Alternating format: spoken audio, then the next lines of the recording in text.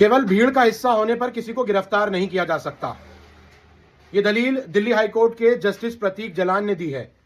और उस वक्त जब मस्जिद दरगाह फैजिलाई पर एंटीसिपेटरी बेल पर बहस चल रही थी साजिद इकबाल नामक व्यक्ति की, तुर्कमान गेट मस्जिद दरगाह फैजिलाई के पास 6 और 7 जनवरी की रात दिल्ली हाईकोर्ट के आदेश पर दिल्ली नगर निगम द्वारा जब डेमोलिशन की कार्यवाही अमल दरामद की जा रही थी, उस दौरान दिल्ली पुलिस पर पथराव किया गया, जिसके बाद दिल्ली पुलिस ने वहां लाठीचार्ज किया, आंसू गैस का उपयोग किया और तमाम लोगों को खदेड़ा। बाद में घायल पुलिसकर्मियों के बयान पर एक एफआईआर थाना चांदनी महल में दर्ज की गई, जिसमें 20 नौजवानों को गिरफ्तार किया गया। एक की बेल हो चुकी है, 19 अभी भी बंद है और अन्य कई और की एंटीसिपेटरी बेल दिल्ली हाईकोर्ट में अब मूव की जा रही है, जिसमें से एक का नाम साजिद इकबाल भी है।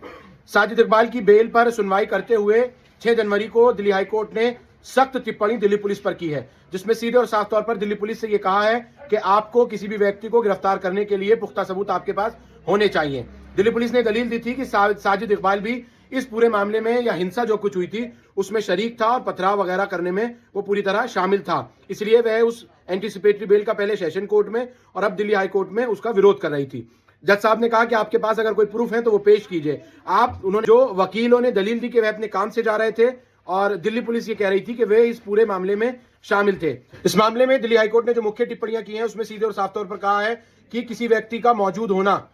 वह गिरफ्तार करने के लिए कोई मजबूत ठोस सबूत नहीं है। उसमें न्यायाधीश प्रतीक जलान ने कहा कि अगर कोई व्यक्ति केवल मौके पर मौजूद था तो उसको हिंसक या फिर दंगाई नहीं माना जा सकता। अलावा पुलिस को मजबूत साक्ष्य सबूत और उस व्यक्ति की जिसको वह गिरफ्तार करना चाहती है या जिसकी बेल को विरोध कर रही है उसके खिलाफ मजबूत ठोस सबूत देने होंगे, स्पष्ट करना होगा कि वह आदमी उसमें शामिल था भी या नहीं, और उसका जो समय चिन्ह है, टाइम स्टैम्प वगैरह है, वो तमाम भी दलीलें दिल्ली पुलिस को वहां पेश करनी होंगी। बॉय स्टैंडर्ड्स को सजा के दायरे में नहीं लाया जा सकता, यह भी दिल्ली हाईकोर्ट ने कहा है। उसी संदर्भ में हाईकोर्ट ने यह भी कहा कि बॉय स्टैंडर्ड यानी कोई साधारण राहगीर चलता फिरता व्यक्ति किसी भीड़ का हिस्सा अगर हो भी गया, उस जगह से गुजर रहा है या वहां खड़ा हुआ है जिसका हिंसा में कोई सक्रिय भूमिका नहीं है, तो उसे मॉब का हिस्सा मानकर गिरफ्तार नहीं किया जाना चाहिए। गंभीर तरीके से दिल्ली पुलिस पर तमाम तरह के सवाल जस्टिस प्रतीक जलान ने पूछे हैं, जिसके बाद अब दिल्ली पुलिस ने समय मांगा है और वो अपना जवाब दाखिल करेगी। यह भी बताया जा रहा है कि दिल्ली पुलिस मौके पर कोई मजबूत साक्ष्य पेश नहीं कर पाई है और इस मामले में अब आगे अगली सुनवाई होगी साजिद इकबाल की एंटीसिपेटरी बेल पर। अलावा उसके जिन 10 नौजवानों की सेशन कोर्ट में उबैदुल्लाह के बाद बेल लगाई गई थी मस्जिद दरगाह फैजिलाई